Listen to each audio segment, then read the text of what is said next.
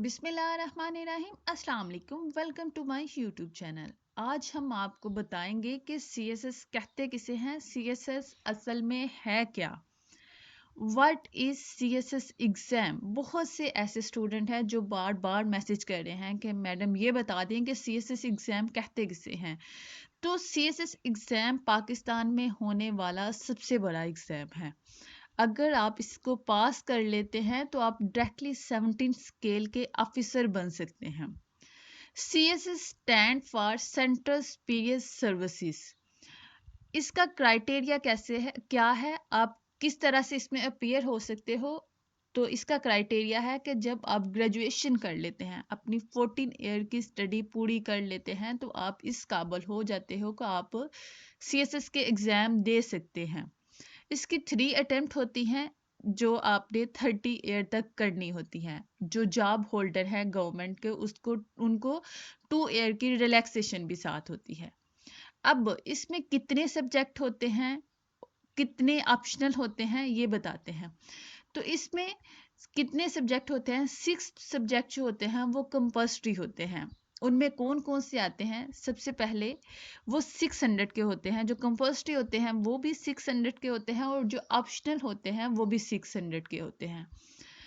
Compulsory में सबसे पहले आता है इंग्लिश ऐसे, जिसमें आपको डिफरेंट टॉपिक दे दिए जाते हैं और उन पर आपने किसी एक टॉपिक पर आपने ऐसे लिखना होता है, और वो कितने ऐसे कितने नंबर का होता है, 100 मार्क्स का। सेकंड पेपर होता है इंग्लिश प्रेसी एंड कंपोजिशन। उसमें आपने प्रेसी और डिफरेंट आपको ग्रामर के क्वेश्चन दिए जाते हैं जो आपने सॉल्व करने होते हैं। उसके बाद आता है journal science and ability. Journal science and ability ये एक मेजर पेपर है। इस पर डिफरेंट बहुत ज़्यादा पोर्शन होते हैं। मैथ का होता है, कंप्यूटर का होता है, बायो का होता है, इन्वायरमेंटल साइंस का होता है। इसमें डिफरेंट पोर्शन होते हैं। ये भी 100 मार्क्स का पेपर होता है। उसके बाद आता है सबसे इम्पोर्टेंट पेपर करंट अफेयर। बहुत से बच्चे हैं जो कहते हैं कि करंट अफेयर कैसे करें, समझ नहीं आ रही कि करंट अफेयर कैसे करना है। बहुत से बच्चे हैं बुक्स लेके बैठ जाते हैं करंट अफेयर पढ़ने, उनको यही नहीं पता होता कि करंट अफेयर कहते किसे हैं। आपने क्या करना है, आपने डेली के जो आर्टिकल हैं, जो करंट सिचुएशन है, सिर्फ उसको पढ़ना है। न्यूज़ ले लो, उससे पढ़ लो, या डेली के आर्टिकल डिफरेंट सोशल प्लेटफॉर्म हैं वहाँ से आर्टिकल लेके पढ़ लो। सिर्फ आपको आर्टिकल पढ़ने हैं और न्यूज़ देखनी है डेली की। ये करंट अफेयर हैं। जब आपको ये क्लियर हो जाएगा कि करंट अफेयर कहते किसे हैं, तो आप बहुत इजीली इसका पेपर जो है ना वो पास कर सकेंगे। उसके बाद आते हैं पाकिस्तान अफेयर। पाकिस्तान अफेयर के सारे नोट्स बन चुके हैं। अगर तो आप पाकिस्तान अफेयर की नोट्स प्लस लेक्चर प्रिपरेशन करना चाहते हैं तो हमारे चैनल पर सारे इसके नोट्स अवेलेबल हैं। नेक्स्ट उसका जो 6 पेपर है वो है इस्लामिक स्टडी। इस्लामिक स्टडी जो है वो इसका 6 पेपर है। अब ये थे कंपल्सरी सब्जेक्ट। हर सब्जेक्ट के 100 मार्क्स हैं। हर सब्जेक्ट के कितने मार्क्स हैं, 100 मार्क्स है। उसके बाद ये 600 के हो गए। अब आपने ऑप्शनल सब्जेक्ट लेने हैं। ऑप्शनल सब्जेक्ट भी आपने 600 के ही लेने होते हैं। अब ऑप्शनल सब्जेक्ट्स किस तरह से आपको डिफरेंट जो है ना ग्रुप दिए गए होते हैं। कितने ग्रुप हैं, ग्रुप वन में कितने सब्जेक्ट रखे गए हैं, 1 2 3 4 और 5 सब्जेक्ट्स रखे गए हैं, और हर सब्जेक्ट कितना है, 200 का है। आप इसमें से कोई भी सब्जेक्ट जो आपके इंटरेस्ट का है या जो आपकी एजुकेशन के मुताबिक है, जो आपको इजी लग रहा है, वो रख लेना है। ज़्यादा एफिशिएंट नहीं बनना, वो जो आपको इजी लगे, जिससे आपको लगे कि मैं बहुत ज़्यादा मार्क्स इसमें से ले सकता हूँ, वो सब्जेक्ट हमेशा आपने सेलेक्ट करने हैं। कभी भी ऐसा सब्जेक्ट सेलेक्ट नहीं करना जो आपको टफ लग रहा है। हमेशा वो सब्जेक्ट सेलेक्ट करना है जो आपको इजी लगे लिखने में, पढ़ने में, और जिससे आपको ज़्यादा नंबर मिल सके। उसके बाद सेकंड ग्रुप में भी आपको दिए गए हैं 6 subject, physics, chemistry, applied mathematics, pure mathematics, static, geology. अब आपने हर ग्रुप में से ज़रूरी नहीं कि सब्जेक्ट सेलेक्ट करो, वो सब्जेक्ट सेलेक्ट करो जो आपको इजी लग रहे हैं। ठीक है, इसमें से आपने फर्स्ट में से कर लिया, ठीक है, 200 का हो गया। उसके बाद अगर सेकंड में से करना है तो कर लो। उसके बाद थर्ड ग्रुप में दिए गए हैं 4 subject, business administration, public administration, government public policy, stone. ये सारे 100 मार्क्स के हैं। इसमें से आप क्या कर सकते हो, सिर्फ एक सब्जेक्ट सेलेक्ट कर सकते हो 100 मार्क्स का। To select one subject of 100 marks only, एक सब्जेक्ट आप सेलेक्ट कर सकते हो।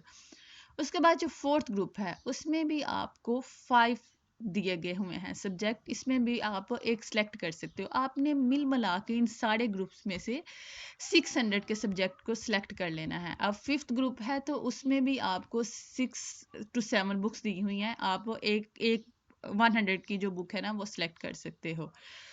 उसके बाद जो नेक्स्ट है 6 ग्रुप है, उसमें भी आपको डिफरेंट बुक्स दी गई हैं, 7 बुक्स दी गई हैं, 7 to 8 बुक्स दी गई हैं। इसमें भी आप 100 मार्क्स, इन सारे 7 to 8 ये जो 8 ग्रुप्स हैं इसमें से आपने क्या करना है, 600 के क्या करना है कि बुक्स को सिलेक्ट कर लेना है। लेकिन बुक्स वो सिलेक्ट करनी है जो आपको लगे कि हम इसमें से बहुत अच्छे मार्क्स ले सकते हैं। ये एक्सपीरियंस नहीं लेना कि हमने ये बुक्स नहीं पढ़ी तो हम ले लेते हैं, नॉलेज आ जाएगा। नॉलेज बाद में भी हासिल हो जाएगा, पहले ऑफिसर बन जाओ, नॉलेज बाद में मिल जाता है। आपने हमेशा वो सब्जेक्ट लेने हैं जो इजी हो, जो पढ़ने में इजी हो, जिनका सिलेबस कम हो, जो मार्क्स दें, जो टारगेटिंग ना हो। अब बात करते हैं कि वो कौन सी गलतियां हैं जो आपने नहीं करनी। ये वो गलतियां हैं जो शायद मैं कर चुकी हूँ, जो मैं आपको अपना एक्सपीरियंस शेयर कर रही हूँ, या अपने फेलोज का एक्सपीरियंस शेयर कर रही हूँ, या वो एक्सपीरियंस जो हमारे टीचर्स ने हमारे साथ शेयर किया था। सबसे पहले आपने रेलिवेंट रहना है, आपने कोई भी एक्स्ट्रा नॉलेज नहीं लेना, आपको एक्स्ट्रा नॉलेज की ज़रूरत ही नहीं है, आपने अकॉर्डिंग टू सिलेबस रहना है। रेलिवेंट रहेंगे तो आप बहुत इजीली वो लोग जो सालों ज़ाया कर देते हैं सीएसएस एग्ज़ाम पास करने में, अगर आप रेलिवेंट रहते हैं तो आप बहुत इजीली एग्ज़ाम पास कर लोगे। अब आते हैं उन गलतियों पर। अब वो कौन सी वो गलतियां हैं जो आपने नहीं करनी सीएसएस की तैयारी में। आपने कभी भी इरेलीवेंट नहीं पढ़ना, अपने सिलेबस को लो, जो रेलिवेंट टॉपिक हैं सिर्फ वो पढ़ो। शुरू में स्टूडेंट आते हैं, हर चीज़ पढ़ी जाते हैं, आपने कभी भी ऐसा नहीं करना। आपने सिर्फ रेलिवेंट चीज़ें पढ़नी है जो सिलेबस के मुताबिक है। इरेलीवेंट चीज़ किसी को हाथ भी नहीं लगाना, वो नहीं, कोई ज़रूरत नहीं इतना नॉलेज लेने का, इतना ही नॉलेज ले लो तो काफ़ी है। इससे ज़्यादा ज़रूरत नहीं नॉलेज लेने की। सिर्फ आपका जो मेन टारगेट होना चाहिए वो ये होना चाहिए कि किसी तरह हमने इस एग्ज़ाम को, पाकिस्तान का ये जो सबसे बड़ा एग्ज़ाम है, इसको पास करके ऑफिसर तक पहुंच जाना है, 17 स्केल ऑफिसर तक पहुंच जाना है।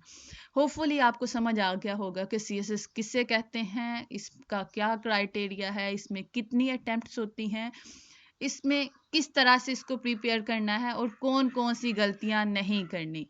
होपफुली आपको इस वीडियो में समझ आ गई होगी। अगर आपको हमारी ये वीडियो पसंद आए तो हमारे इस वीडियो को लाइक और चैनल को सब्सक्राइब करें। अल्लाह हाफिज़, फ़ी अमान अल्लाह।